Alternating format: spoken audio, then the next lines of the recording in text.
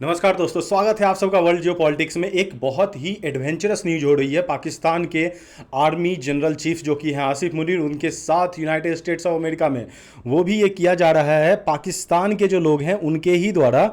और वो डायरेक्टली आकर के बोल रहे हैं मीडिया के सामने कि पाकिस्तान के जनरल जो कि एक मास मर्डरर हैं, हम नहीं चाहते हैं कि तुम हमारी कंट्री को इस तरह से बर्बाद करो और मास मर्डर को अंजाम दो जिससे अपने ही लोग मारे जा रहे हैं। अब ये हो रहा है उनकी पॉलिसी के अगेंस्ट जो कि वो लेते आते हैं अपने फायदे के लिए। और हिस्ट्री से 1947 से लेकर के अभी तक हमने देखा है कि कैसे जो आर्मी चीफ्स हैं पाकिस्तान के तख्ता पलट करते हैं, अपने ही फायदे के लिए काम करते हैं। इनकी प्रॉपर्टी होती है all over the world, London में इनकी एम्बेसी होती है, जैसा कि हमने कई सारे पाकिस्तानी लीडर्स को देखा है। और यही यहाँ पे इनका फ्रॉड जो है ना वो सामने आ चुका है। और पहली बार ऐसा किसी जनरल के खिलाफ जो कि एक कंट्री को रिप्रेजेंट करता है उनके खिलाफ इस तरह की बातें लिखा जा रही है कि फ्रॉड मार्शल है, मास मर्डर को अंजाम मत दो, तुम एक लूजर हो। और ये सारी बातें हो रही है यूनाइटेड स्टेट्स ऑफ अमेरिका में, जहां से ऑल ओवर वर्ल्ड अब इनको देख सकता है। आप जो ये फोटोज़ देख रहे हो इसमें आपको दिखेगा कि एक्चुअली गाड़ी के वैन के पीछे इन्होंने लिखा हुआ है mass murderer Asif Munir, democracy dies when gun speaks. That means कैसे गन, बंदूक के सहारे पे पूरे के पूरे पाकिस्तान को अभी रूल किया जा रहा है आर्मी के द्वारा। और आर्मी इस चीज़ को रूल करने के साथ खुद को ये भी दिखा रही है कि वो डेमोक्रेसी का पालन कर रही है। और यही ब्लफ उनके ही लोगों के सामने आ चुका है। और उन्होंने पाकिस्तान के इस प्रोपोगेंडा को बहुत ही इंसेन तरीके से, जो कि डायरेक्टली उनके इज्जत के ऊपर लगेगी, एक कंट्री हमेशा याद रखेगा कैसे उनके जनरल के साथ उनके ही लोगों ने उनको कैसा बताया था एक इंटरनेशनल फोरम पे। बिकॉज जब आप यूनाइटेड स्टेट्स ऑफ अमेरिका को देखते हो तो सिर्फ एक कंट्री वहाँ पे न्यूज़ कवर नहीं करती है, वहाँ पे होते हैं विश्व की सारी कंट्री। अब जब वहाँ पे कुछ इस तरह की बात हो रही है दैट मीन्स ये रीच कर रही है ऑल ओवर वर्ल्ड को। और यही कारण है कि ये न्यूज़ बहुत बड़ा बन जाता है और जिसके वजह से हमें फ्यूचर में एक करेक्ट स्टेटमेंट दिख सकता है पाकिस्तान से कि पाकिस्तान की जनता अब सही जगह पे आ रही है। देखिए, कहीं भी डेमोक्रेसी अगर होती है तो वो लोगों के द्वारा बनाई जाती है, लेकिन पाकिस्तान में डेमोक्रेसी तो है नहीं, वहाँ ऑटोक्रेसी है। और जो ये मिलिट्री कमांडर्स आसिफ मुनीर जैसे लोग यूज करते हैं अपनी पावर को अपनी एबिलिटीज़ के साथ, जिसके वजह से वहाँ के लोग बोल नहीं पाते। लेकिन यूनाइटेड स्टेट्स में वहाँ पे तो गन नहीं चला सकते ना, उसी का यहाँ पे भरपूर फायदा उठाया पाकिस्तान के लोगों ने ही। वो सामने आए, उन्होंने जैकल जैकल बोला, democracy dies when gun speaks, इस तरह के पोस्टर्स लगाए। जहाँ पे वो होटल में रुके हुए थे वहाँ पे इस तरह की बातें की गई। अब देखिए, इन सारी बातों के साथ ना मैं चाहता हूं कि आप थोड़ा ना पॉलिटिकल एंगल एंड अंडरस्टैंडिंग करो कि एक्चुअली में जियो पॉलिटिकल वे में कैसे ये लोग काम करते हैं और किस तरह से सिर्फ अपने लिए ही काम कर रहे हैं। इसके लिए सबसे पहले जब आप ये देखोगे तो इसमें मैं आपको एक वीडियो दिखाऊंगा जिसमें आप क्लियरली देख पाओगे पाकिस्तानियों के कातिल आसिफ चीफ मुनीर जी आपके खिलाफ प्रोटेस्ट हो रहा है और आपको यहाँ से यूनाइटेड स्टेट्स में पूरी तरह से शर्मिंदा किया जा रहा है। लेकिन जब ये सारी चीज़ें चल रही थी ना तो आपको ये दिखेगा कि सारे के सारे न्यूज़ चैनल मीडियाज़ ने इनको कवर करना शुरू कर दिया। लोग जब वहाँ जाने लगे, ये उनका होटल है जो आपको पर्टिकुलरली जगह दिख रहा है, और इस होटल में जाकर के उन्होंने पहले तो उनको डिस्टर्ब किया ताकि वो यूनाइटेड स्टेट्स के जो पेरेड डे में वो जा रहे थे डोनाल्ड ट्रंप से मिलने के लिए, वो ना जा सकें। और उसके बाद यहाँ पे जब ये सारी चीज़ें हो गई तो स्लोगन्स लगाए गए, यू आर ए कॉवर्ड, तुम एक डरपोक हो आसिफ मुनीर। और उसके बाद हम देखते हैं कि हर एक जगह पे जहाँ पे भी आसिफ मुनीर जा रहे थे वहाँ पे पोस्टर्स के साथ उन सारे चीज़ों को दिखाया गया कि कैसे आसिफ मुनीर ने एक मिलिट्री रूल इस्टेब्लिश किया हुआ है। और यहाँ पे जब मैं स्ट्रैटेजी की बात करता हूँ, पहले तो आप ये वीडियो देख लीजिए जहाँ पे आपको अभी दिखेंगे कि इस तरह से इन्होंने गाड़ियों के ऊपर डिजिटल वे में जा करके, थोड़ा एडवांस तरीका है यूनाइटेड स्टेट्स में कर रहे हैं, तो उन्होंने उस चीज़ को थोड़ा एक्सपोज ज़्यादा किया है ताकि लोगों को ज़्यादा समझ में आए। और इस चीज़ की रैली निकाली है मास मर्डरर आसिफ मुनीर।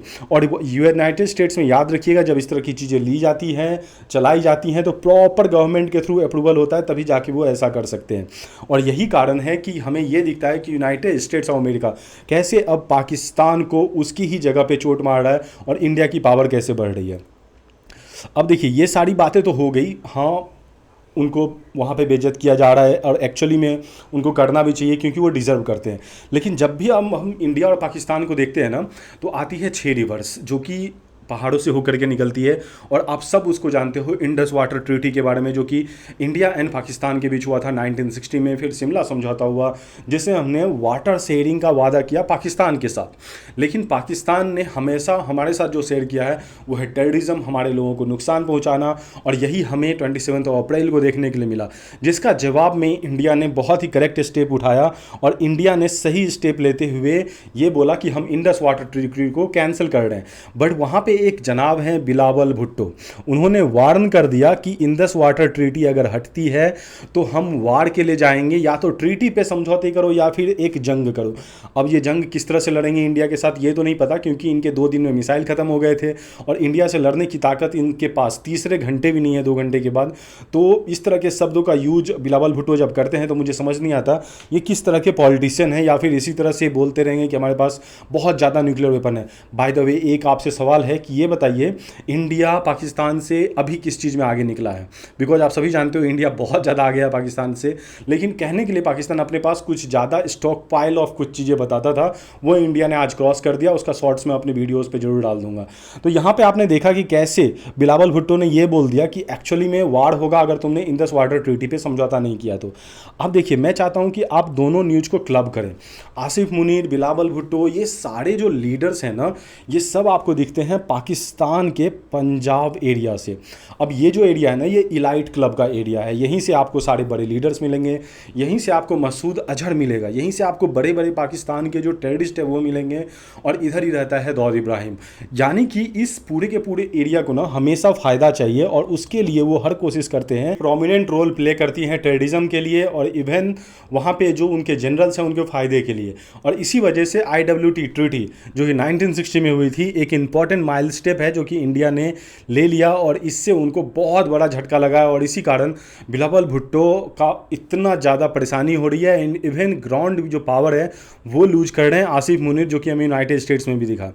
इसके साथ हम देखते हैं डोनाल्ड ट्रंप को। डोनाल्ड ट्रंप जो आपको दिख रहे हैं ना, ये हमेशा चाहते हैं कि अपने आप को थोड़ा आगे बढ़ाने का, और इसीलिए उन्होंने आसिफ मुनीर को शायद वहाँ पे बुलाया होगा, लेकिन वो उनसे मिले नहीं। लेकिन प्राइम मिनिस्टर मोदी को जी समिट के बाद बोला कि आप प्लीज़ मेरे कंट्री में आइए, जब इंडिया ने उन्हें इन्वाइट किया क्वाड समिट के लिए, जो कि इस बार इंडिया में होने जा रहा है। लेकिन डोनाल्ड ट्रंप बोले कि हम बहुत अच्छे से आएंगे, और प्राइम मिनिस्टर मोदी ने मना कर दिया कि हमारा अभी दूसरा शेड्यूल है। लेकिन इससे हमें यह भी समझना होगा कि कैसे G7 में इंडिया को दिखाया गया कि एक्चुअली डोनाल्ड ट्रंप ने बात नहीं किया, लेकिन यहाँ पे हमें रियलिटी में ये हुआ है कि 30 to 40 मिनट्स फ़ोन टॉक हुई है, और कितने बार लीडर्स का इमरजेंसी मीटिंग होता है। इसके वजह से आप उस टॉपिक में अगर कहीं न्यूज़ देखे होंगे तो ये मत सोचिएगा कि इंडिया को इग्नोर किया गया है डोनाल्ड ट्रंप के द्वारा।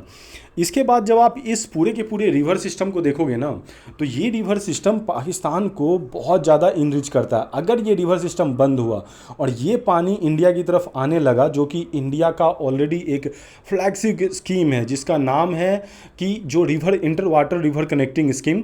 और इसके अंदर क्या है ना कि सारे जो रिवर्स हैं उन सबको कनेक्ट करके इंडिया के हर एक स्टेट को पानी से भरपूर किया जाएगा, और इसमें ये एक बहुत बड़ा हेल्प साबित हो सकता है। पर इंडिया के पास भी अभी उतना एबिलिटी नहीं है कि इस पूरे के पूरे पानी को मोड़ करके हम पंजाब के थ्रू हरियाणा या फिर अपने अलग राजस्थान जैसे स्टेट्स तक पहुंचा सके। तो अभी के लिए ट्रीटी कंप्लीटली पाकिस्तान को इग्नोर कर देना थोड़ा सा प्रैक्टिकलिटी से बाहर है, लेकिन अगर फ्यूचर में ऐसा किया जाए तो पाकिस्तान को रियली में एक बहुत बड़ा लेसन मिलेगा। इसके बाद हम देखते हैं कि इंडस वाटर ट्रीटी जो है ये साइन हुई थी 1960 में। हम सभी जानते हैं इसमें मध्यस्थता की थी वर्ल्ड बैंक ने, जो कि हमारी सबसे बड़ी बेवकूफ़ी थी। और अब हम बोलते हैं कि वर्ल्ड बैंक कुछ इंपॉर्टेंट नहीं है हमारे लिए, हम वर्ल्ड बैंक को नहीं मानते हैं। इसमें बस 2 कंट्रीज डिसाइड करेंगे जो कि इसकी पार्टी है, that is India and Pakistan. तो यहाँ पे आपको इसीलिए ये जो ट्रीटी है अब इंडिया ने सोलफुली कहीं भी आर्बिट्रेशन कोर्ट कहीं और जाने से पहले खुद ही इसे रद्द कर दिया, बिकॉज ये एक हमारा इंटरनल मामला है। और इंडिया ने अपनी स्ट्रेंथ यहाँ पे दिखाई है अभी जियोपॉलिटिकल पावर गेम में।